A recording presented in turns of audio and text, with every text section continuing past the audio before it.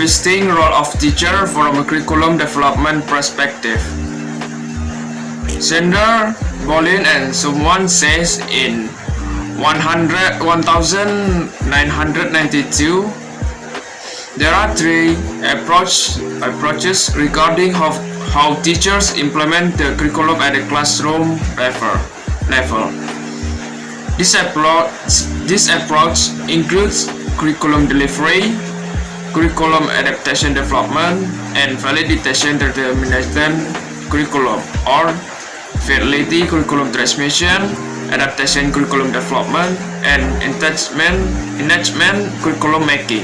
Maksudnya adalah, menurut Sander, Bolin, dan Sumwalt dalam 1992, ada tiga pendekatan mengenai bagaimana guru menerapkan kurikulum di tingkat kelas. Pendekatan ini meliputi penyampaian kurikulum, penyampaian adaptasi kurikulum, dan penempatan validasi kurikulum atau penyebaran kurikulum kesetiaan, adaptasi pengembangan kurikulum, dan penetapan pembuatan kurikulum.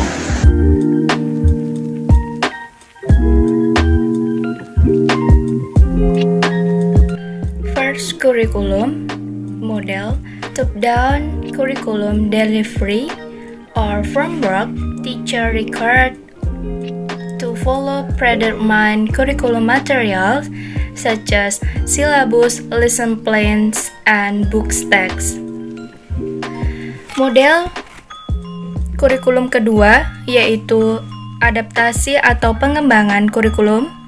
Guru menyesuaikan materi kurikulum, misalnya standar kompetensi, silabus, buku teks, untuk praktik pengajaran lokal mereka.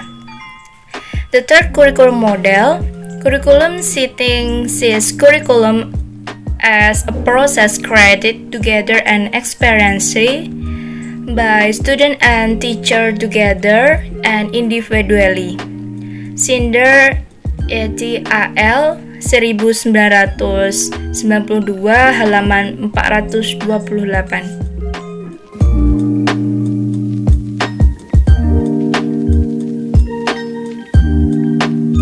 2. Negotiating policy and curriculum materials. Teacher-driven language curriculum development. Language planning includes the three elements: curriculum policy and material pedagogy and assessment. This element build the totality of the language curriculum. As Graves 2008 emphasizes, the process of language curriculum design include planning, implementation, and evaluation. Result of design will be experienced by teacher and student in the classroom.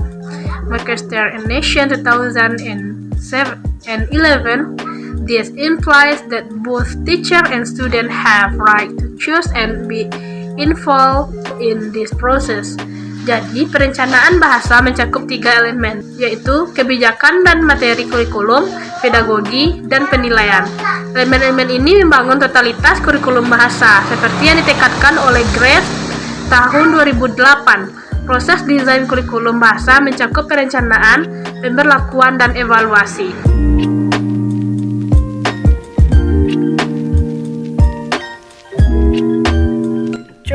Positioning and framing English language pedagogy as determined in the 2013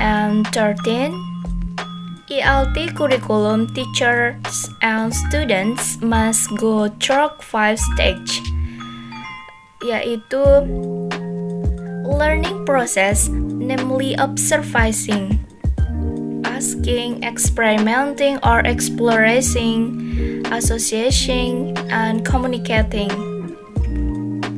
Proses ini mencoba mendikte cara guru dan siswa terlibat dalam pedagogi tatap muka.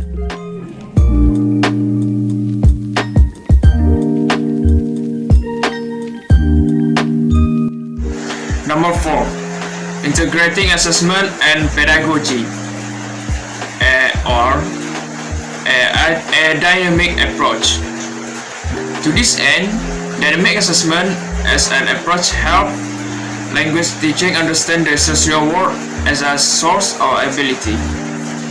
Assessment is seen as a process of humanistic efforts because they not see quantitative result for the development of students, but are related to the improvement of student development.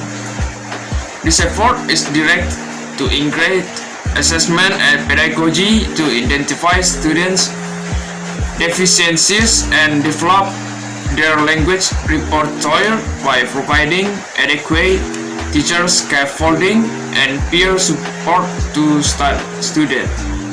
Maksudnya adalah, untuk tujuan ini, penilaian dinamis sebagai pendekatan membantu guru bahasa memahami dunia sosial mereka sebagai sumber kemampuan. Penilaian dilihat sebagai suatu proses dan upaya humanistik karena tidak melihat hasil kuantitatif dari perkembangan siswa, tetapi terkait dengan peningkatan perkembangan siswa. Upaya ini diarahkan untuk mengintegrasikan penilaian dan pedagogi untuk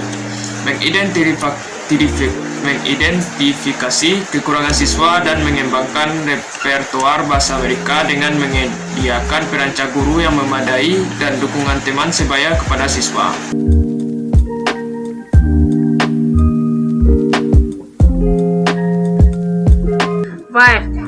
And efficient sound language teacher training and education.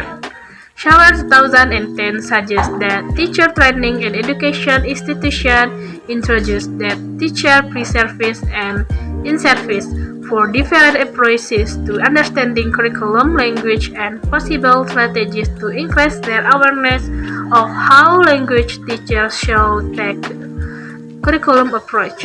Jadi, Shower 2010 menyarankan bahwa pelatihan guru dan pendidikan lembaga memperkenalkan guru prajabatan dan dalam jabatan untuk pendekatan dan berbeda untuk mengalami kurikulum bahasa dan kemungkinan strategi untuk meningkatkan kesadaran mereka tentang bagaimana guru bahasa seharusnya memperlakukan pendekatan kurikulum. 6. Sustaining vibrant teacher professional development.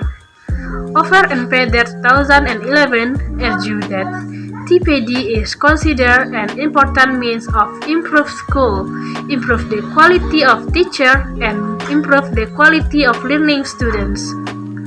TPD is part of professional of teacher learning.